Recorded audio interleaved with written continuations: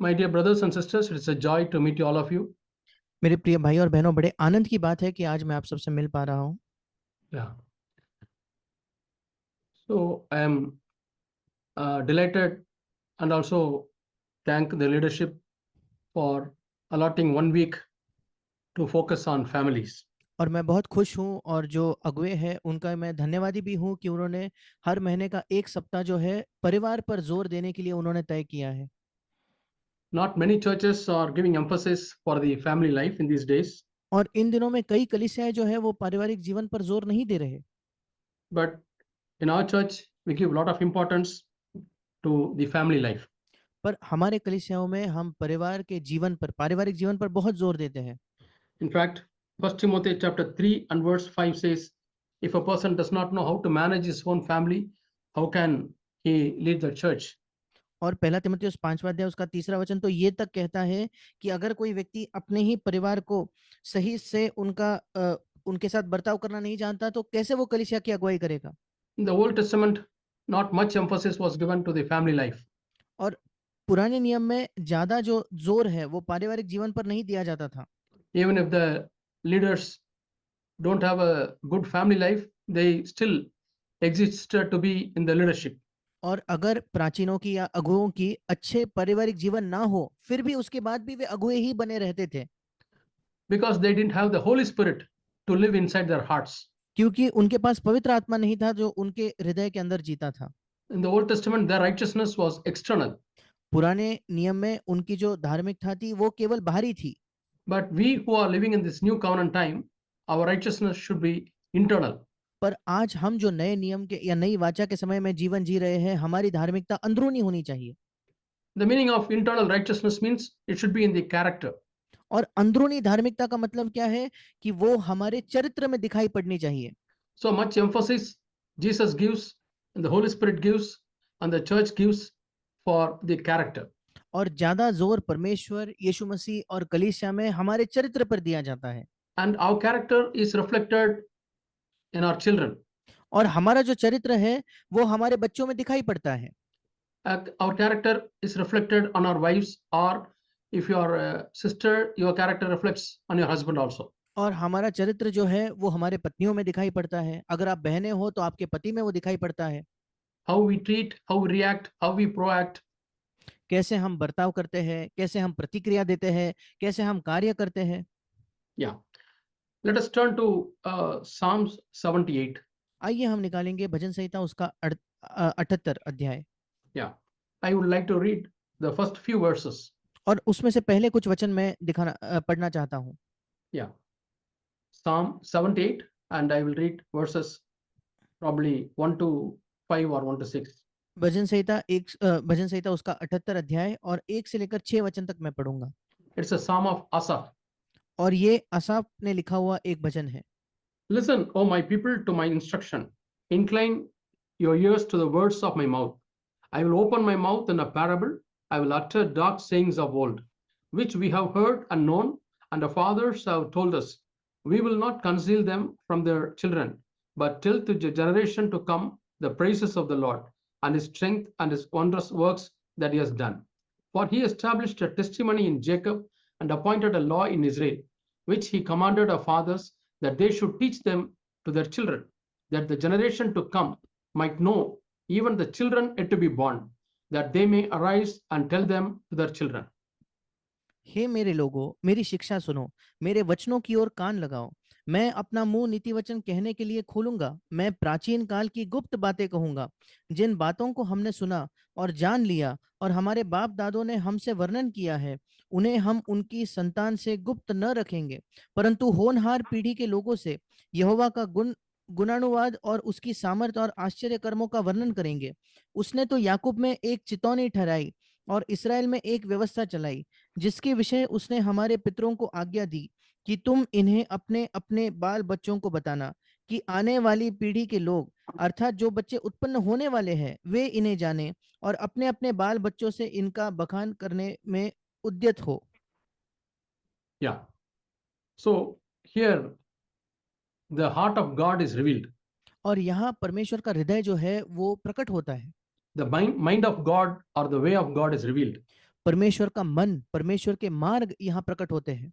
Yeah. What are the things he is asking us to listen to? अब किन चीजों को वो कह रहा है कि हम सुने? The words of my mouth, मेरे मुंह के शब्द, the parable, मेरे मुंह के नीति वचन, dark sayings of old. Might be the Old Testament verses and events. और प्राचीन काल की गुप्त बातें। हो सकता है ये पुराने नियम के And वचन हो, पुराने नियम के घटनाएं हो, things they have heard and known, और ऐसी चीजें जो उन्होंने सुनी है और जानी है, and our fathers have told us. और ऐसी चीजें जो हमारे बाप दादों ने हमसे वर्णन करके बताई है। That may be the testimonies of the people, and the bad things occur to the people because they left God. ये लोगों की दी गई गवाही होंगी, या जो परमेश्वर को छोड़ने की वजह से बुरी चीजें उनके साथ हुई, वो हो And सकती है। Yeah. And he says, we will not conceal them from their children. और वो कहता है कि हम अपने बच्चों से इन्हें न छिपाएंगे। As parents, would we be able to say that we don't conceal the above things to our children? अब हम जो माता पिता हैं, क्या हम ये कह सकते हैं क्या, ये ऊपरी जो लिखी चीजें हैं हम अपने बच्चों से छिपाते नहीं? So our children should know what's the word of God, हमारे बच्चों को ये पता होना चाहिए कि परमेश्वर का वचन क्या है, what are the parables Jesus has mentioned in the Gospels, और वो कौन से सारे जो दृष्टांत है जो यीशु मसीह ने सुसमाचारों में बताए हैं। and many of the Old Testament events, it says dark sayings of old and what we have heard and known and fathers have told us. और कई प्राचीन काल की गुप्त बातें, मतलब पुराने नियम की घटनाएं, पुराने नियम के वचन, और वो सारी चीजें जो हमारे बाप दादों ने हमें बताई है। If we want to inform, tell, teach our children, we first of all should know ourselves. अगर हम अपने बच्चों को ये बताना चाहते हैं, सूचित करना चाहते हैं, समझाना चाहते हैं, तो सबसे पहले तो हमें खुद ये मालूम होना चाहिए। If parents do not know the word of God, if they do not know the parables, if they do not know the Old Testament teachings and events, how will they be able to tell their children? अगर माता पिता परमेश्वर के वचन को ही नहीं जानते, माता पिता यीशु के दृष्टांतों को नहीं जानते, माता पिता पुराने नियम की चीजों को नहीं जानते, फिर वे कैसे अपने बच्चों को ये सारी चीजें बताएंगे? And the psalmist says, we will tell to the generations to come the praises of the Lord, the strength of God, his wonderful works he has done. और भजनकार तो ये भी कहता है कि आने वाली पीढ़ी के लोगों को हम परमेश्वर के सामर्थ को, परमेश्वर के जो महान आश्चर्य कर्म जो उसने किए हैं, वो सब हम उसे बताएंगे, उसके गुणानुवाद को बताएंगे। And in the 5th and 6th verses, he says, we should teach our children. 5वें और 6ठे वचन में वो ये भी कहता है कि हमें अपने बच्चों को ये सिखाना है। If only we teach our children, the next generation will come to know. अगर हम अपने बच्चों को सिखाएंगे तभी अगली पीढ़ी इस बात को जान पाएगा। And next generation is fast coming up. अब अगली पीढ़ी बहुत जल्दी से, तेजी से बड़ी हो रही है। And unless that generation is taught, they will not be able to tell the children yet to be born. और अगर आने वाली पीढ़ी को ये सिखाया न जाए, तो जिनका अब तक जन्म नहीं हुआ उस पीढ़ी को वो नहीं बता पाएंगे। And see the depth of the scripture, the children who are yet to be born, that they may arise and tell them to their children. और बाइबल के गहराई को देखिए, ऐसा लिखा है कि जो बच्चे उत्पन्न होने वाले हैं वे इन्हें जाने, ताकि अपने अपने बाल बच्चों को इनके बारे में वो बता सके। So in these two verses, I do not know how many generations are covered. अब इन दो वचनों में मैं नहीं जानता कितने पीढ़ियों का वर्णन किया गया है। And when we teach our children, what will happen? और जब हम अपने बच्चों को ये सिखाते हैं तो क्या होगा? The blessings are narrated in the coming verses. और आने वाले वचनों में इस ऐसा करने के आशीषें जो है उनका वर्णन है। When you keep on teaching your children the word, the parables, the stories, the principles, the wonderful works of God, what will happen? जब आप अपने बच्चों को बार बार परमेश्वर के वचन को सिखाओगे, दृष्टांतों को सिखाओगे, कहानियों को, और उसमें से सीखने वाले जो सबक है, जो पाठ है, जो सिद्धांत है, ये सब सिखाओगे, तो उसका परिणाम क्या होगा? Faith is built in their heart. उनके हृदय में विश्वास उत्पन्न किया जाएगा। That's what we read in the 7th verse, that they should put their confidence in God. और यही 7वां वचन लिखा है, जिससे वे परमेश्वर का भरोसा रखें। And they will not forget the works of God. और परमेश्वर के बड़े कामों को वो भूल ना जाए। And they will keep their commandments. और वे उसके आज्ञाओं का पालन करेंगे। Yeah, keep God's commandments. परमेश्वर की आज्ञाएं मानेंगे। If we don't teach them, अगर हम उन्हें यह न सिखाए तो what would happen? फिर क्या होगा? The children will become stubborn. बच्चे जो है वो हटीले हो जाएंगे, जिद्दी हो जाएंगे। They will become rebellious generation. और वो एक हटीली पीढ़ी बन जाएगी। a generation which did not care for their heart. They do not prepare their heart. एक ऐसी पीढ़ी जिसने अपना मन स्थिर न किया, इंग्लिश में लिखा है जिसने अपने मन को तैयार नहीं किया, And in their spirit, they will not be faithful to God. और और न उनकी आत्मा परमेश्वर की ओर विश्वास योग्य या सच्ची रही। So it is now the choice of the parents. Every parents have the choice before them. अब ये चुनाव माता पिता का है, हर एक माता पिता के पास एक चुनाव उनके सामने रखा है। Do we want our children to have confidence in God and forget not the works of God and keep God's commandments? क्या हम चाहते हैं कि हमारे बच्चों का परमेश्वर पर भरोसा हो, वे परमेश्वर के बड़े कामों को न भूलें और वे परमेश्वर की आज्ञाओं का पालन करें? Or in short, we can say, do we want our children to be godly children? या संक्षिप्त में हम कह सकते हैं, क्या हम चाहते हैं कि हमारे बच्चे ईश्वरीय बच्चे बने? That is our choice. ये हमारा चुनाव है। Otherwise, you can also choose so that your children will become stubborn, rebellious, who do not prepare their heart and who is not faithful to God in spirit. ये विकल्प हमारा होगा। अगर नहीं तो हम ये भी चुन सकते हैं कि हमारे बच्चे हटीले हो, झगड़ालू हो, जिनका मन तैयार न हो और जो अपने आत्मा में विश्वास योग्य नहीं होंगे। So now the choice is before the parents. We parents have this choice. अब ये विकल्प या ये चुनाव हम जो माता पिता है हमारे सामने है, हमारा ये चुनाव है।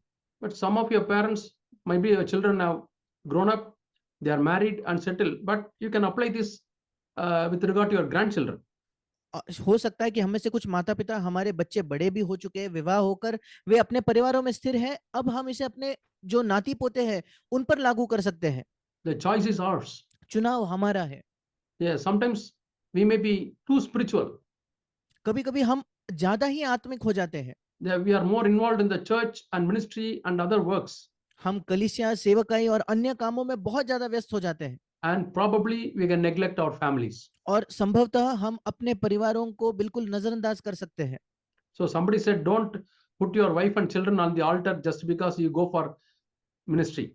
और किसी ने ये कहा है कि अपने पत्नी और अपने बच्चों को वेदी पर केवल इसलिए ना रखना क्योंकि आप सेवकाई करने जा रहे हो। We can easily lose them, but very difficult to pull them back. हम बड़े आसानी से उन्हें खो सकते हैं, पर बहुत मुश्किल होगा उन्हें वापस परमेश्वर की ओर खींच कर लाना। We read a very sad verse in the scriptures. हम बहुत ही एक दुखी वचन बाइबल में पढ़ते हैं। Yeah, Judges chapter 2 and verse 10. न्यायों की पुस्तक उसका 2 अध्याय और 10वां वचन। I'll just read that verse. मैं उस वचन को पढ़ता हूँ।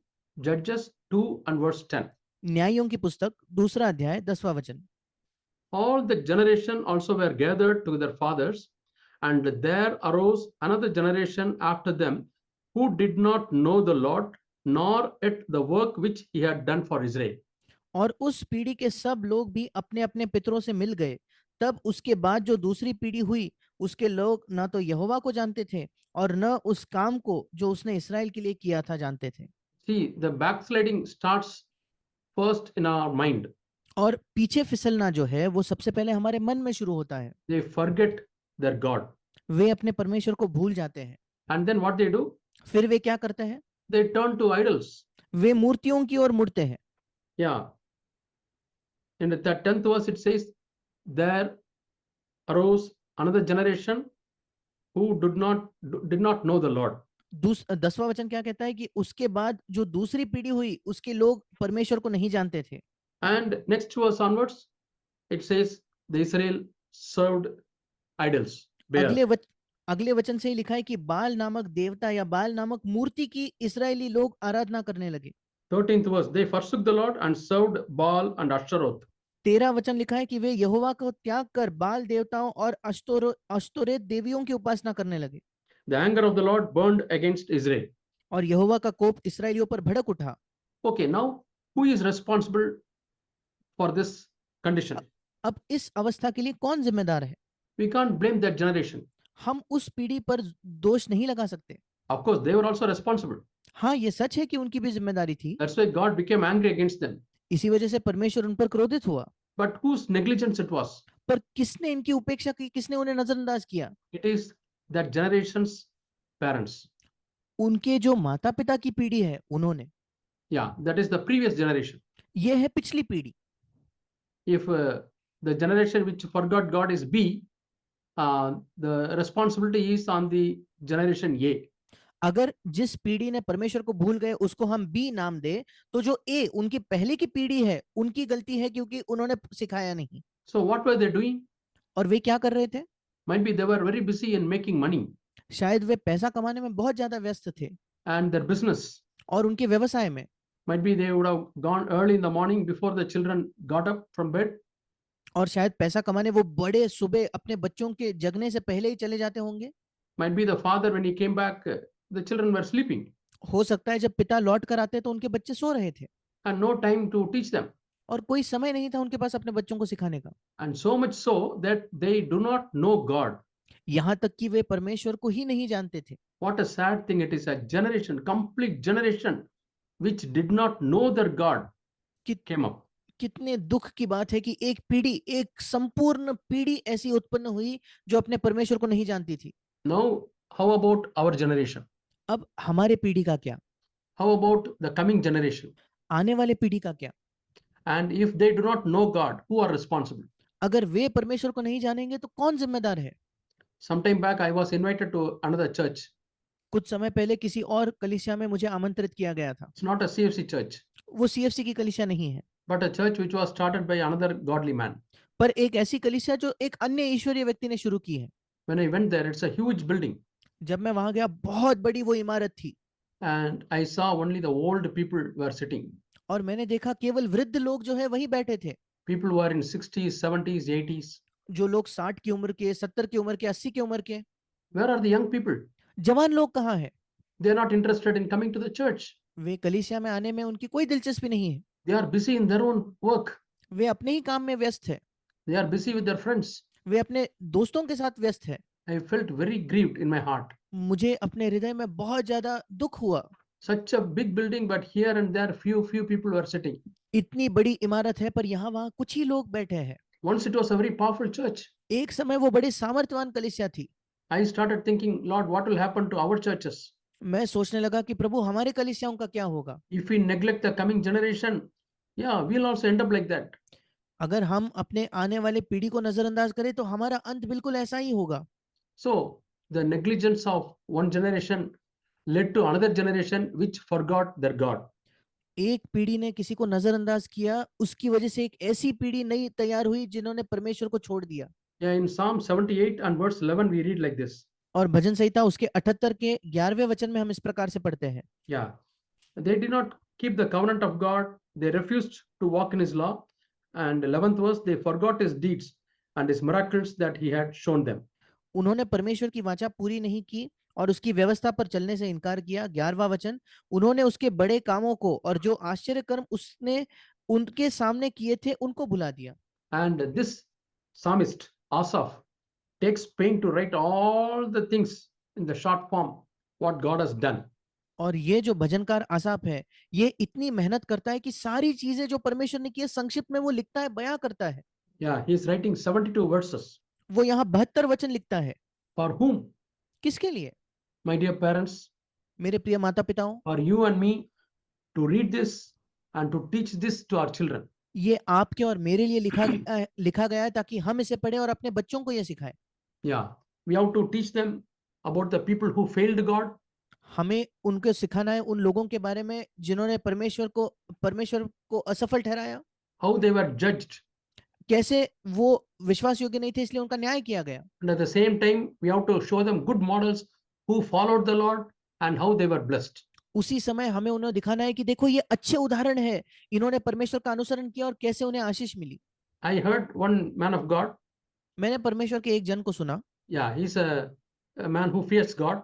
एक ऐसा व्यक्ति जो परमेश्वर का भय मानता है। He says, even when his children were very small, he used to make them sit and read Luke's Gospel and Proverbs repeatedly many times.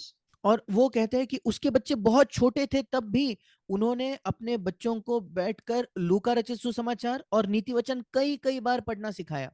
So much so that when he was reading, where he will stop at some point, the children will say, what is going to be the next verse? यहाँ तक कि जब ये पिता उनके लिए पढ़कर सुनाता है, कभी-कभी किसी वचन को बीच में ही वो पढ़ना रोक देता था, उसके बच्चे आगे उसको पूरा कर देते थे उस वचन Because को। when the children are very small, it is like unwritten blackboard or notebook. और बच्चे जब बहुत छोटे होते हैं, उनका हृदय मानो एक ब्लैक बोर्ड के समान है या एक ऐसे किताब के समान है जिस पर कुछ लिखा नहीं है। Before somebody writes, we have to write in that board. कोई और उस बोर्ड पर कुछ लिखे उससे पहले जरूरी है कि हम खुद उस पर जाकर कुछ लिख दे। Before the world writes something on their mind, we have to put something on their mind. और इससे पहले कि संसार उनके मन में कुछ डाले, हमें अब उनके मन में कुछ डालना चाहिए। First impression is the best impression. जो सबसे पहले उन पर छवि पड़ती है वो सबसे बेहतर छवि होती है। But if you don't put the word of God into their hearts and minds, पर अगर आप परमेश्वर के वचन को उनके हृदयों में, उनके मनों में the नहीं डालोगे world तो where they go, they will write their things in their heart and mind. फिर जो संसार जिसमें वो जाते हैं वो अपने चीजों को उनके मन में, उनके हृदय में लिखने लगेगा। Then it becomes difficult for us to rub those things again and then write our content. फिर हमारे लिए बहुत मुश्किल हो जाता है कि उन चीजों को हम पहले मिटाएं और फिर हमें जो चाहिए वो लिखे, वो बहुत मुश्किल है। Yeah, even when the children don't understand, sing them godly songs to them. जब बच्चे इतने छोटे कि उन्हें कुछ समझता नहीं, तब भी उनके लिए ईश्वरीय गीत गाइए। Let them repeatedly hear the word Jesus, Jesus is God. बार बार उनके कानों पर यीशु ये शब्द पढ़ने दे, यीशु परमेश्वर है, ये उनके कानों पर पढ़ने दो। Let them listen to the word of God. उन्हें परमेश्वर के वचन को सुनने दो। Yeah, let them see the word of God written and hanging on the wall and the calendars. वे देखें कि परमेश्वर का वचन उनके इर्द गिर्द लिखा हुआ है, दीवारों पर चिपकाया हुआ है, कैलेंडर्स में लगाया हुआ है। And when they grow up, give them good picture Bible, और जब वे थोड़े बड़े होते तो उन्हें अच्छे चित्रों वाली बाइबल खरीद कर दीजिए, because those pictures will be in their mind. क्योंकि वो जो चित्र है वो उनके मन में बैठ जाएंगे। When you say Abraham, they will be able to recall all the pictures about Abraham. जब आप अब्राहम करोगे तो उनके मन में अब्राहम के सारे चित्र आएंगे। When you say Noah, or when they hear in some place Noah, all the pictures of the ark and the flood and the animals, it will be in their mind. जब आप नू कहोगे या कहीं वो नू शब्द सुनेंगे तो जहाज के चित्र, वो जल प्रलय के चित्र, वो सारी वो जानवरों के चित्र उनके मन में आएंगे। Yeah, get the missionary biographies. Nowadays, beautiful videos are available about the missionary biographies. और मिशनरीज के जो उनकी जीवनी होती है, उनकी बायोग्राफीज होती है, वो उनको दिखाइए। और आजकल तो बहुत अच्छे वीडियोस ऐसे उपलब्ध है उनके जीवन पर। Make it interesting. Don't give the impression that spiritual life is a boring life. और उन्हें ये चीजें दिलचस्प है ऐसे प्रस्तुत कीजिए, उनके सामने ये छवि ना प्रस्तुत हो कि आत्मिक जीवन बड़ा उबाऊ जीवन है। When you say we go to church, they all should be happy. जब आप कहते हो चलो कलीसिया जाएंगे, वे सब खुश होने चाहिए। That will happen only when you have good fellowship with all other brothers and sisters. ये केवल तभी होगा जब आपकी खुद कलीसिया में अन्य भाइयों बहनों के साथ अच्छी संगति होगी। On the other hand, if you are offended with somebody and for name's sake you are going to the church, as soon as the meeting is over, you don't have fellowship, you come back, children will get that spirit. दूसरी ओर अगर आप किसी भाई बहन से कलीसिया में नाराज हो, केवल नाम के लिए कलीसिया में जाते हो, जैसे ही कलीसिया की सभा खत्म होती है तुरंत निकल जाते हो, तो आपके बच्चों के अंदर वही आत्मा आएगी। Yeah, I gave this small exercise to some people, कुछ समय पहले मैंने लोगों को ये एक छोटी सी चीज करने को दी थी, but even now you can do that exercise. पर आप भी इस एक्सरसाइज को अब मेरे साथ कर सकते हो। You please do what I say. जो मैं कहता हूं वो आप कीजिए। You lift your hands, right hands, अब आप जहां बैठे हो अपने हाथों को उठाइए, touch your head, अपने सिर को हाथ लगाइए, take your hand. अपने हाथ को फिर उठाइए। Hope you are doing it in your home and मैं wherever you are. मैं आशा करता हूं कि आप अपने घर पे या जहां कहीं हो ये कर Again, रहे हो। touch your head, फिर एक बार अपने सिर को छूइए, take your hand अपने हाथ को उठाइए and touch your ear. और अब अपने कान को हाथ लगाइए। How many of you touched your ear? आप में से कितने लोगों ने अपने कान को हाथ लगाया? I know some of you would have touched your nose. और मैं जानता हूं कि आप में से कुछ लोगों ने अपने नाक को हाथ लगाया होगा। So we try to follow what we see, not mostly what we hear. और अधिकतर जो हमें दिखता है उसी का हम अनुसरण करते हैं, ना कि जो हमें सुनाई पड़ता है उसका। Yeah, some saying is there in English, our life speaks louder than our words. और इंग्लिश में एक कहावत है कि हमारे जो कार्य है, हमारा जो जीवन है, हमारे शब्दों से ज्यादा ऊंचा सुनाई देता है। So children always watch the life of the parents. और बच्चे जो है वो हमेशा माता पिता के जीवन को देख रहे होते हैं। So whether dad and mom are fighting, माता पिता लड़ रहे हैं क्या? are they talking bad about the brothers and sisters in the church? कलीसिया के भाई बहनों के विषय में वो बुराई कर रहे हैं क्या? Are they passing negative comments of the elders? जो प्राचीन है उनके विषय में नकारात्मक वो कथन कह रहे हैं क्या? Yeah, church brothers and sisters and elders, they are not perfect. कलीसिया के जो भाई है, बहन है, जो प्राचीन है, वो बिल्कुल सिद्ध नहीं है। They may have shortcomings, उनके अंदर कमियां हो सकती है। and we are called to perfect the holiness in the fear of God. और हमारी बुलाहट है कि परमेश्वर का भय मानते हुए हम पवित्रता को सिद्ध करें। So sanctification and cleansing, it is a continuous process. और पवित्रकरण जो है, शुद्ध करना जो है, ये एक निरंतर चलने वाली प्रक्रिया है। So you may see some bad things in some of the brothers or sisters. और इसी वजह से आप कुछ भाइयों बहनों में कुछ गलत काम शायद देखोगे। Are you going to discuss that as a big thing in your home? क्या इसी को बहुत बड़ा चीज समझकर आप अपने घर में उसकी चर्चा करोगे क्या? In the dining table, जब आप खाने बैठते हो, your children are grasping that spirit. आपके बच्चे उस आत्मा को अपने अंदर ले रहे हैं। It is the spirit of the devil, ये शैतान की आत्मा है, because he is called the accuser of the brethren. क्योंकि शैतान को भाइयों पर दोष लगाने वाला कहा गया है। On the other hand, your children also may see some mistakes, errors, and wrong things in the people in the church. दूसरी ओर आपके बच्चे खुद भी दूसरे जो कलीसिया में लोग हैं उनमें कुछ गलतियां देखेंगे, कुछ कमियां, कुछ खामियां देखेंगे, And they may come and tell you, और हो सकता है कि वे आपके पास आकर आपको बताए don't say no, don't talk about it like that, don't threaten them. और तुरंत उनको ये कहकर ना रोके कि नहीं नहीं ऐसा नहीं कहना, ऐसे बात मत करो, ऐसी धमकी ना देना। You listen to that आप उन्हें सुनो and tell them, now we pray for them that God will give grace to overcome that. और फिर आप कहिए कि आइए हम उनके लिए प्रार्थना करते हैं ताकि परमेश्वर उन लोगों को अनुग्रह दे ताकि वो उस पर विजय प्राप्त कर सके। Then you are holding hand with Jesus, उसके ऐसा करने से आप यीशु मसीह का हाथ थाम रहे हो, because as we read in 1 John chapter 2, Jesus is interceding for us. क्योंकि जैसा हम पहला यूहन्ना उसके दूसरे अध्याय में पढ़ते हैं यीशु मसीह हमारे लिए मध्यस्थी करता है। Yeah, Jesus is also seeing the wrong things which we do, यीशु मसीह स्वयं वो सारी गलत चीजें देखता है जो हम करते but he is not accusing us in front of the Father. पर परमेश्वर के सामने जाकर वो हम पर दोष नहीं लगाता। He shows his blood, and as a chief priest, he intercedes for us. वो अपने लहू को पिता को दिखाता है और महायाजक होने के नाते, प्रमुख महायाजक होने के नाते वो हमारे लिए मध्यस्थी करता है। In the same way, when your children or sometimes your wife or your husband share something bad about somebody, बिल्कुल वैसे ही जब आपके बच्चे या आपकी पत्नी या आपके पति आकर आपसे कुछ बुरा साझा करते हैं तो and immediately you say, let us humble ourselves, we also may have bad things, others who are able to see, we may not realize, so let us pray for them. और तुरंत आप कहिए कि आइए हम अपने आप को नम्र करें क्योंकि हमारे अंदर शायद बुरी चीजें हैं जो दूसरे लोग देख पाते हैं पर हम नहीं। आइए हम नम्र होकर उनके लिए प्रार्थना करें। On the other hand, if we start accusing them, we are putting a road for the devil to walk into the children's heart. दूसरी ओर अगर हम भी उन पर दोष लगाने लगे तो हम वहीं के वहीं एक सड़क बनाते हैं ताकि शैतान आकर उनके हृदयों में चल बसे। So today we thought we will discuss or we will meditate on David, King David as a parent. और आज हम मनन करेंगे राजा दाऊद के जीवन पर कि उसका माता एक पिता के नाते उसका जीवन कैसा था। There are many good things we can learn from David as a parent, as a father. और दाऊद जो माता पिता के तौर पर या पिता के तौर पर कई अच्छी चीजें भी हम उसके जीवन से सीख सकते हैं। See, when you see his spiritual side, God has given a certificate. जब आप दाऊद के आत्मिक जीवन को देखते हो तो परमेश्वर ने खुद उसके विषय में एक प्रमाण पत्र दिया है। We read that in 1 Samuel chapter 13 and verse 14. हम पहला शमूएल उसके 13 अध्याय के 14 वचन में उस प्रमाण पत्र को पढ़ते हैं। 1 Samuel पहला शमूएल chapter 13 13 अध्याय and verse 14. और 14 वचन। So what do we read there? वहां हम क्या पढ़ते हैं? God gives a certificate about King David. परमेश्वर राजा दाऊद के बारे में एक प्रमाण पत्र देता है। Yeah, he is a man after God's own heart. और परमेश्वर के मन के अनुसार वो एक व्यक्ति है।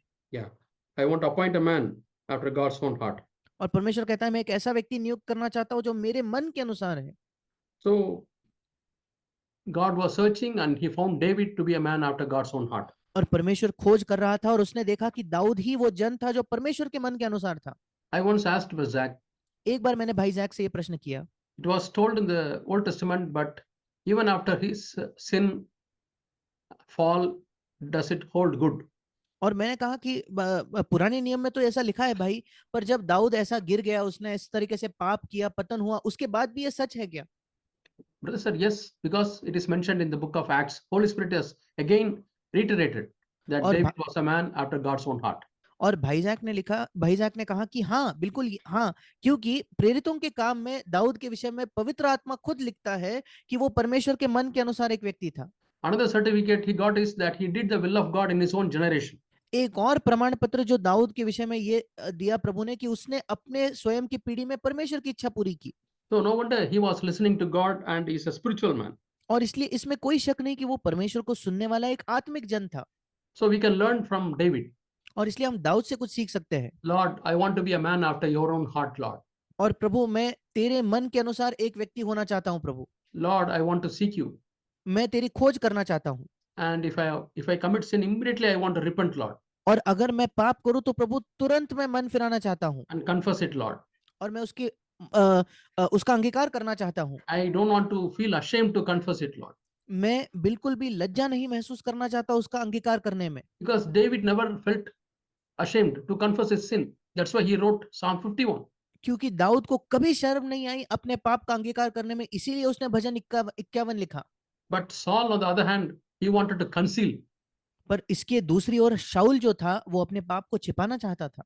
The second good thing we learn from King David is और दूसरी अच्छी चीज जो हम राजा दाऊद से सीखते हैं, his emotional attachment towards his children, अपने बच्चों से जो उसका एक भावनात्मक जुड़ाव था, बंधन था, or his emotional expressiveness. या भावनात्मक रूप से कैसे वो चीजों को बयां करता था, उनको व्यक्त करता था। Yeah, many times we are very misers in expressing our feelings towards our children or wife or husband. कई बार हमारे बच्चों के प्रति, हमारे पत्नी के प्रति, हमारे पति के प्रति जो हमारी भावनाएं हैं, उन्हें व्यक्त करने में हम बहुत कंजूस होते हैं। See, express thankful heart. It is और emotional expressiveness. और एक धन्यवादी हृदय को लोगों को बताकर बयां करना, ये भावनात्मक रूप से मानो हम उनको प्रकट कर रहे हैं, अभिव्यक्ति कर रहे हैं। Yeah, and expressing your love for them. और आपका जो उनके प्रति प्रेम है उसे व्यक्त करना। If they do small things, being thankful and expressing it. और छोटी छोटी चीजें अगर वो करे तो उनके लिए धन्यवादी होना, उसको व्यक्त करके, उसको बोलकर दिखाना। How do we know that David loved his children so हम much? कैसे हम कैसे जान सकते हैं कि दाऊद अपने बच्चों से इतना प्रेम करता था? There's a verse in 2 Samuel chapter 18. दूसरा शमूएल उसके 18 अध्याय में एक वचन है। 2 Samuel chapter 18 दूसरा शमूएल उसका 18 अध्याय and verse 33. उसका 33 वचन। No, his son Absalom, he died. और उसका बेटा जो अबशलोम था उसकी मृत्यु हुई। And the king was so sad. और राजा जो था वो इतना दुखी था। But this son hated his father David. पर ये जो पुत्र था ये तो अपने पिता दाऊद से घृणा करता था। He was a rebellious son. वो तो हठीला, बलवा करने वाला बेटा था। So rebellious that he chased his father from the throne and he wanted to occupy the throne. इतना बलवा उसने किया, यहाँ तक कि अपने पिता को सिंहासन से भगाकर वो खुद सिंहासन पर बैठना चाहता था। To such a son, you see what is the heart of his father. ऐसे बेटे के प्रति देखिए पिता का हृदय कैसा है। 33rd verse I'll read. मैं 33 वचन पढ़ता हूँ। The king was deeply moved and went up to the chamber over the gate and wept. And thus he said as he walked, "Oh, my son Absalom, my son Absalom, would I had died instead of you, O Absalom, my son, my son." दूसरा शमूएल 18:33। तब राजा बहुत घबराया और फाटक के ऊपर की अटारी पर रोता हुआ चढ़ने लगा और चलते चलते यो कहता गया, हाय मेरे बेटे अबशलोम, हाय मेरे बेटे, हाय मेरे बेटे अबशलोम, भला होता कि मैं आप तेरे बदले मरता, हाय अबशलोम मेरे बेटे, मेरे बेटे। Yeah, you see the next chapter, first two verses also, he was weeping and mourning for Absalom. अगले अध्याय के पहले 2 वचनों में भी आप देखते हो कि वो अबशलोम के लिए रोकर विलाप कर रहा था। And seeing his weeping and mourning, the people of Israel turned to mourning, and they all said, "King is grieved for his son." उसका रोना और विलाप करना देखकर संपूर्ण इस्राएल जो था वो शोक में डूब गया और वो कहने लगे कि अपना राजा अपने बेटे के लिए कैसा खेदित है। And fourth verse, he covered his face and cried out with loud voice, "Oh, my son Absalom, my son Absalom." चौथे वचन में उसने अपना मुंह ढांपा हुआ चिल्ला चिल्ला कर पुकारता रहा, हाय मेरे बेटे अबशलोम, हाय अबशलोम मेरे बेटे, मेरे बेटे। So we see the heart of a father over his son. और यहाँ हम एक पिता का हृदय देखते हैं अपने बेटे के प्रति। So much he loved. कितना ज्यादा उसने प्रेम किया। That is a good thing, ये एक अच्छी चीज है, loving our children अपने बच्चों से प्रेम करना and expressing our emotions. और अपने भावनाओं को उनके सामने व्यक्त करना। And the third good thing we read about King David is और तीसरी अच्छी चीज जो हम राजा दाऊद के बारे में पढ़ते हैं, he wrote lot of psalms. उसने कई भजन लिखे। Might be he would have read those psalms to his children also. और शायद वो भजन उसने अपने बच्चों को भी पढ़कर सुनाए होंगे। Our children would have had access to listen to the songs of his father. या बच्चों को ये मौका मिलता होगा कि अपने पिता के गीत वो सुन पाए। he taught the word of God to his children. उसने परमेश्वर के वचन को अपने बच्चों को सिखाया। Though there is no record that he taught other children, at least we have record that he taught his son Solomon. अपने बाकी बच्चों को उसने परमेश्वर का वचन सिखाया कि नहीं, इसका कोई जिक्र नहीं है, पर सुलेमान को उसने सिखाया, इसका जिक्र जरूर है। We read in 1 Kings chapter 2. हम पहला राजा उसके दूसरे अध्याय में पढ़ते हैं। 1 Kings chapter 2. पहला राजा उसका दूसरा अध्याय। You can read verses 1 to 4. हम 1 से 4 आप वचन पढ़ सकते हो। So he is telling Solomon. वो सुलेमान से कहता है। Yeah. So show yourself as a man. और वो कहता है कि तू अपने आप को एक पुरुष दिखा, पुरुषार्थ दिखा। Yeah, walk in the ways of God, keep his commandments and ordinances, his testimonies, according to what is written in the law of Moses. और वो कहता है कि अपने परमेश्वर यहोवा के मार्गों पर चल और परमेश्वर की आज्ञाओं के अनुसार उसकी विधियों तथा आज्ञाओं और नियमों और चेतावनियों का पालन करते रहना। He told Solomon, God has spoken something to me and it should be fulfilled in your life. उसने सुलेमान से कहा, देखो परमेश्वर ने मुझसे कुछ बात की और वो तेरे जीवन में पूरा होना चाहिए। If your sons are careful of their way to walk before me in truth with all their heart and with all their soul, you shall not lack a man on the throne of Israel. चौथा वचन, यदि तेरी संतान अपनी चाल के विषय में ऐसे सावधान रहे कि अपने संपूर्ण हृदय संपूर्ण प्राण से सच्चाई के साथ नित्य मेरे सम्मुख चलते रहे, तब तो इसराइल की राजगद्दी पर विराजने वाले की तेरे कुल परिवार में घटी कभी ना होगी। So today we can take this verse as parents for us. और आज हम जो माता पिता है, हम इस वचन को अपने आप के लिए ले सकते हैं। If your children are careful of their way to walk before God in truth with all their heart, with all their soul, then we will rule our sin. अगर अपने बच्चे सावधान हैं कि अपने संपूर्ण हृदय, अपने संपूर्ण प्राण से सच्चाई के साथ नित्य परमेश्वर के साथ चलते रहे, तो हम भी पाप पर राज कर पाएंगे। In the Old Testament, the throne was ruling over the people. पुराने नियम में सिंहासन या राजगद्दी क्या थी? लोगों पर राज करना। But we can apply this to our lives. पर हम इसे अपने जीवन में भी लागू कर सकते हैं। Yeah, sin will be under my feet. पाप मेरे पैरों तले होगा। Satan will not sit on the throne, but Satan will be crushed under my feet. शैतान सिंहासन पर विराजमान नहीं होगा, वो मेरे पैरों तले कुचला जाएगा। That's a promise we read in Romans chapter 16 and verse 20. ये एक वायदा है जो हम रोमियो 16 उसके 20 वचन में पढ़ते हैं। May the God of peace crush Satan under your feet. शांति का परमेश्वर अब शैतान को शीघ्र तुम्हारे पांव तले कुचलवा देगा। That means we should be overcomers. इसका मतलब हमें जयवंत होना है। Our children should be overcomers. हमारे बच्चे जो है वो विजयी, वे जयवंत होने पाए। We should tell our children, it is God's will that the world, the sin, everything should be under your feet. हमें अपने बच्चों को बताना है कि बच्चों, परमेश्वर की ये इच्छा है कि ये संसार, पाप, हर चीज तुम्हारे पैरों के नीचे हो। And for that, the parents should know where to keep the devil. इसके लिए माता पिताओं को पता होना चाहिए कि शैतान को कहाँ रखे। One simple example I'll tell you to find out where the devil is in our home. एक साधारण उदाहरण मैं देना चाहता हूं ताकि आप ये जान पाए कि शैतान हमारे घरों में आप कहाँ है। We turn to Ephesians chapter 4. हम निकालेंगे इफिसियों की पत्री उसका चौथा अध्याय। Ephesians chapter 4. इफिसियों की पत्री चौथा अध्याय। Yeah. We read 26 and 27 verses. उसके 26 और 27 वचन को हम देखेंगे। Be angry and yet do not sin. Do not let the sun go down on your anger. And do not give the devil an opportunity. क्रोध तो करो पर पाप मत करो, सूर्य अस्त होने तक तुम्हारा क्रोध न रहे और न शैतान को अवसर दो। So you can give devil an opportunity to come and sit in the throne in your house. और आप शैतान को ये अवसर दे सकते हो कि आकर आपके घर के सिंहासन पर वो बैठे। That means the devil is having an upper hand over your children. इसका मतलब शैतान आपके बच्चों पर अपना हुक्म, अपना राज चलाएगा। Then you are weeping and crying, oh my children are not doing this, not doing that, they are rebellious. फिर आप रोते हो, विलाप करते हो, मेरे बच्चे तो ये नहीं कर रहे, मेरे बच्चे वो नहीं कर रहे, वे जिद्दी है, बलवा करते हैं। But who invited Satan? Who gave an opportunity to the devil? पर शैतान को आमंत्रित किसने किया? किसने शैतान को एक मौका दिया? Yeah. Who gave an opportunity to the devil to come to your home? किसने शैतान को ये मौका दिया कि वो आपके घर पर आए? Yeah. By a husband who is angry with his wife. एक पति के द्वारा वो आमंत्रण गया जो अपने पत्नी से क्रोधित है। Yeah, in some houses, even born again husbands, they beat their wives. कुछ घरों में तक, यहाँ तक कि नया जन्म पाए हुए मसीही पति भी अपने पत्नियों पर हाथ उठाकर उनके मारपीट करते हैं। When you beat your wife, you are putting a red carpet welcome to devil.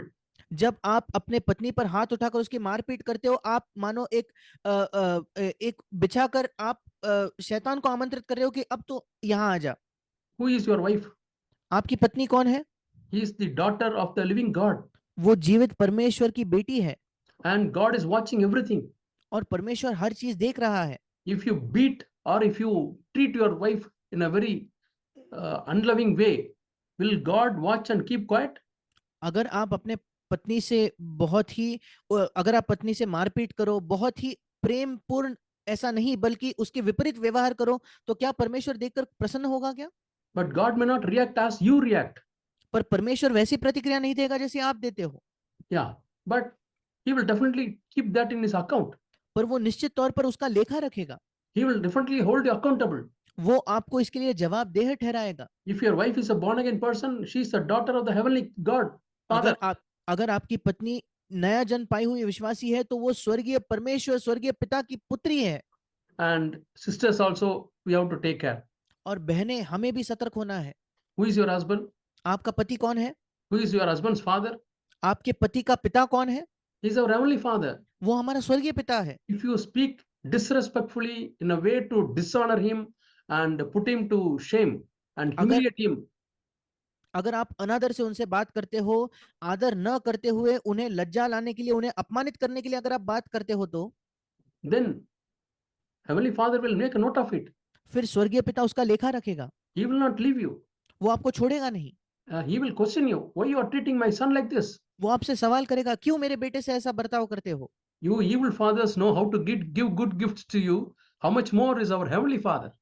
और तुम जो बुरे होकर अपने बच्चों को अच्छी वस्तुएं देना जानते हो, तो कितना बढ़कर हमारा स्वर्गीय पिता है। So he is concerned about every child of his. और उसके हर एक बच्चे की उसे परवाह है। How are we giving an opportunity to the devil? हम कैसे शैतान को एक मौका देते हैं? Yeah, we read 29th verse. Let no unwholesome word proceed from your mouth. हम 29 वचन में पढ़ते, कोई गंदी बात तुम्हारे मुंह से न निकले। If you speak anything, it should edify others. अगर तुम कुछ भी कहते हो, तो दूसरों की उन्नति उससे होनी चाहिए। And it will give grace to the people who hear you speaking. और जो लोग सुन रहे हैं, उन पर अनुग्रह हो जो आपको सुन रहे हैं। If not, what is happening? अगर नहीं तो क्या हो रहा है? 30th verse. 30 वचन, Heavenly Father is grieved. स्वर्गीय पिता जो है वो शोकित है। And so the Holy Spirit who is living in you is also grieved. और इसी वजह से जो पवित्र आत्मा आपके अंदर रहता है, वो भी शोकित है। So 30th verse says, do not grieve the Holy Spirit of God. 30 वचन कहता है, परमेश्वर के पवित्र आत्मा को शोकित मत करो। You may ask, Lord, what shall I do in order not to grieve the Holy Spirit? और आप कहोगे, हे पिता, मैं क्या करूं ताकि पवित्र आत्मा शोकित ना हो?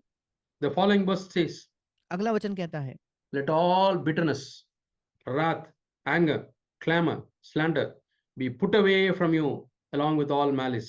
सब प्रकार की कड़वाहट और प्रकोप और क्रोध और कलह और निंदा, सब बैरभाव समेत तुमसे दूर की जाए। Be kind to your wife. Be kind to your husband. एक दूसरे पर कृपालु और करुणामय हो, मतलब अपने पत्नी पर कृपालु होना, अपने पति पर कृपालु होना। Not hard-hearted, but tender-hearted. और कठोर हृदय नहीं, बल्कि एक नरम दिल या करुणामय होना। Forgiving each other. एक दूसरे को क्षमा करना। And which is the standard? और हमारा मापदंड क्या है? Just as God in Christ has forgiven you. जैसे परमेश्वर ने मसीह में तुम्हारे अपराध क्षमा किए। That is our calling. ये हमारी बुलाहट है। Yeah, that's 5th chapter, 2nd verse, walk in love as Christ has loved us. इफिसियों 5 दूसरा वचन, प्रेम में चले जैसे मसीह ने हमसे प्रेम किया। And every time you have to love somebody, something has to be sacrificed. और अगर कभी भी आपको किसी से प्रेम करना है, तो हर बार कोई ना कोई त्याग करने की आवश्यकता है। So we saw some of the good things from David as a father. और दाऊद जो एक पिता है, उसके हमने जीवन की कुछ अच्छी चीजें देखी। On spiritual side, he was a man after God's own heart. आत्मिक और पर देखे तो वो परमेश्वर के मन के अनुसार एक व्यक्ति था।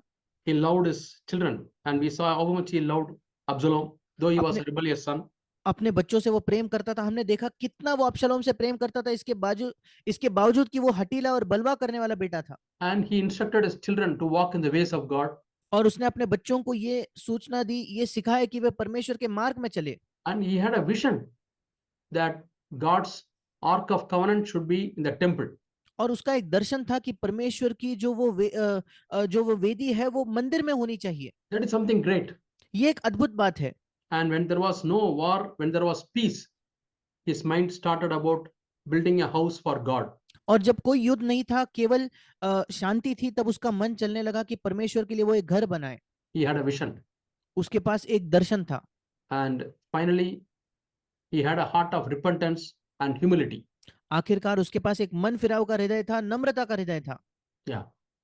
See, when Old Testament king, when a prophet told him something good, पुराने नियम की राजा जब भविष्यद्वक्ता उनसे कुछ कहते थे, turn to 2 Chronicles chapter 16. मेरे साथ निकालिए दूसरा इतिहास उसका 16वां अध्याय। 2 Chronicles chapter 16. दूसरा इतिहास 16वां अध्याय। When he was telling about the truth, it was about Asa, King Asa. और ये आसा राजा के विषय में, जब कोई भविष्यद्वक्ता उससे सच कह रहा था। Yeah. And there was a prophet. वहां एक भविष्यद्वक्ता था, His name is Hanani. In उसका नाम 7th 7वें वचन में हनानी उसका नाम था। And he told King Asa that you are relying on the king of Aram and you have not relied on the Lord your God. और वो आसा राजा से कहता है, तूने जो अपने परमेश्वर यहोवा पर भरोसा नहीं रखा वरन आराम के राजा ही पर भरोसा रखा है। The eyes of the Lord move to and fro throughout the earth that he may strongly support those whose heart is completely his. देख, यहोवा की दृष्टि सारी पृथ्वी पर इसलिए फिरती रहती है कि जिनका मन उसकी ओर निष्कपट रहता है, उनकी सहायता में वो अपनी सामर्थ दिखाए। Asa was following the Lord but not wholehearted person. आसा प्रभु का अनुसरण कर रहा था, पर अपने पूर्ण हृदय से नहीं। Then what did he do, Asa? फिर आसा ने क्या किया? He was angry with the prophet, 10th verse, 10वें वचन में वो हनानी पर क्रोधित हुआ and put him in prison, और उसे बंदीगृह में डाल दिया। for he was enraged at him for this purpose. और इस कारण वो उस पर क्रोधित हुआ। But when David was confronted by the prophet Nathan, पर जब दाऊद को जो नबी नाथान था, उसने जब उसके सामने वो आया, तो he did not become angry against Nathan. वो नाथान पर बिल्कुल भी गुस्सा या क्रोधित नहीं हुआ। On the other hand, he was humble enough. He was a king, mighty king. He was humble enough to accept it, and he repented in humility. दूसरी ओर वो नम्र था, वो एक महान राजा था, पर उसने नम्रता में अपने पाप को मान लिया और मन फिराया। We read how he repented in Psalm 51. और कैसा मन फिराया हम उस भजन 51 में देखते हैं। So these are the good characters of David. We see in the father David. और राजा दाऊद या पिता दाऊद में ये अच्छे गुण हम देखते हैं। But because he was spiritual, that doesn't mean that he was a good father. पर केवल इसलिए कि वो आत्मिक था, उसका ये मतलब नहीं कि वो एक अच्छा पिता था। He miserably failed as a father. एक पिता होने के नाते बहुत अभागे तौर पर वो असफल रहा। And what happened? और क्या हुआ? That we will meditate in the next meeting. और अगली सभा में हम उस पर मनन करेंगे। Yeah. So we saw some of the good qualities of David as a father. और दाऊद को पिता के नजरिए से उसके क्या अच्छे गुण हैं आज हमने देखे। A man after God's own heart. परमेश्वर के मन के अनुसार एक व्यक्ति। So every father and mother who are listening, we can pray to God, Lord, make me a person after your own heart, Lord. और हर एक माता पिता जो सुन रहे हैं ये प्रार्थना कर सकते हैं, प्रभु तेरे मन के अनुसार मुझे एक व्यक्ति बना। What is the meaning of having being a person after God's own heart? परमेश्वर के मन के अनुसार एक व्यक्ति होना, इसका क्या मतलब है? Lord, whatever bothers you, Lord, let it bother me. प्रभु जिस चीज से तुझे तकलीफ होती है, प्रभु उसी चीज से मुझे तकलीफ हो। Whatever gladdens your heart, let it gladden my heart also, Lord. जिससे तेरा हृदय प्रसन्न होता है, प्रभु उससे मेरा भी हृदय प्रसन्न होने दे। That is man after God's own heart. इसका मतलब है परमेश्वर के मन के अनुसार एक जन होना। In other words, our heart and God's heart are linked in the feelings. दूसरे शब्दों में हमारा मन और परमेश्वर का मन, हमारा हृदय परमेश्वर का हृदय भावनाओं में जुड़ जाता है। Yeah, that is the fellowship we have with God. ये वो संगति है जो हमारी परमेश्वर के साथ होती है। When God is sad, I'm also sad जब परमेश्वर दुखी है, मैं भी दुखी हूँ about something. किसी भी चीज के विषय में। I don't want to grieve my heart of God. और मैं पिता के हृदय को शोकित नहीं करना चाहता। That's the meaning of Ephesians chapter 4 and verse 30. और इफिसियों 4:30 का यही मतलब है। And in Revelation chapter 14 we read, और प्रकाशित वाक्य उसके 14 अध्याय में हम पढ़ते हैं, a group of people, they were willing to follow the lamb wherever he went. और एक ऐसा झुंड था लोगों का जो मेमना जहां कहीं जाता वहां उसके पीछे हो लेते थे। And it is said in their mouth there was no conceit. और वहां लिखा है कि उनके मुंह से कभी झूठ ना निकला था। Yeah. So they were guileless in their mouth. और उनका मुंह, वे निष्कपट थे मानो उनके मुंह के मामले में। So let us learn this lesson. Lord, let me speak kind words which brings grace to others, Lord. और आइए हम इस पाठ को सीखे। प्रभु मैं करुणामय शब्द कहना चाहता हूं जिससे दूसरों पर अनुग्रह होता हो। As we saw in the first part of our today's meditation, let us teach our children God's ways. और आज के हमारे मनन के पहले भाग में जो हमने देखा, आइए हम अपने बच्चों को परमेश्वर के मार्ग सिखाएं Make it very interesting. और उसे बहुत दिलचस्प बनाइए। And in the night time when you have dinner, have some discussions from the और- scripture. और रात के समय जब आप भोजन करने बैठते हो तो बाइबल से कुछ चर्चा कीजिए, Ask some interesting questions. कुछ दिलचस्प सवाल उनसे पूछिए। And may God raise up a generation which knows God and which will teach their children so that they can teach their children. परमेश्वर एक ऐसी पीढ़ी तैयार करे जो परमेश्वर को जानती है, ताकि वे अपने बच्चों को सिखाएं और उनके बच्चों को सिखाएं। And especially in our churches, there should be a next generation who want to follow the Lord. और विशेषकर हमारे कलीसियाओं में एक नई पीढ़ी होनी चाहिए जो प्रभु का अनुसरण करना चाहती है। May God bless us and prepare us like that. परमेश्वर हमें आशीष दे और इसी तरीके से तैयार करे। Shall we look to God in prayer? आइए हम परमेश्वर की ओर प्रार्थना में देखें। Our dear loving Heavenly Father, हमारे प्रिय प्रेमी स्वर्गीय पिता, help us, Lord, to be responsible parents, हमारी सहायता कर प्रभु कि हम बिल्कुल जिम्मेदार माता पिता हो, to put confidence in our children's heart, Lord, confidence in God. ताकि परमेश्वर पर जो भरोसा है वो हमारे बच्चों के हृदयों में डाल पाए, Let them walk in your ways, Lord, वो तेरे मार्गों में चलने पाए प्रभु। and help, Lord, to be witnessing parents to our children. और हमारी सहायता कर प्रभु कि हम ऐसे गवाह देने वाले माता पिता हो अपने बच्चों के प्रति। The way the husband and wife live together, Lord, let children be inspired for a godly life. और माता पिता या पति पत्नी जिस तरीके से एक साथ जीते हैं प्रभु, उसे देख बच्चे जो है प्रेरित हो जाए एक ईश्वरीय जीवन के प्रति। Let our words be seasoned with the salt and grace, Lord. हमारे जो शब्द है वो नमक से और अनुग्रह से मानो स्वाद किए जाए। Bless every family who have gathered here, हर एक परिवार को आशीष दे जो आज यहाँ इकट्ठा हुआ है, and bless our children so that they can be godly children, Lord. और हमारे बच्चों को आशीष दे प्रभु ताकि ईश्वरीय बच्चे हमारे हो। Make our family life a strong family, godly family. हमारे पारिवारिक जीवन को एक अच्छा मजबूत बलवंत परिवार बना। In Jesus' name we pray thee. यीशु के नाम से हम प्रार्थना करते हैं, Amen. आमीन।